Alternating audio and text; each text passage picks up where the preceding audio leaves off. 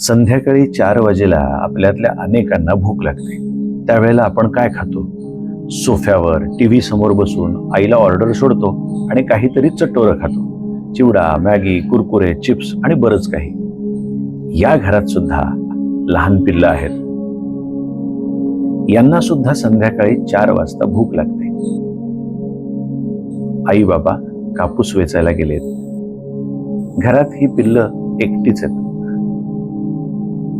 मग स्वतःच्या हातानं पळहाटी म्हणजे कापूस वेचून झाल्यावर शेतात उरलेल्या खालच्या काड्या गोळा करून चूल पेटवली, भाकरी थापली आणि अतिशय आनंदानं सर्वांनी मिळून खाल्ली. संध्याकाळची ही भूक दोन्ही ठिकाणी सारखीच, पण ती भूक शमवण्याच्या पद्धती वेगवेगळ्या, अगदी 2 भिन्न टोकाच्या.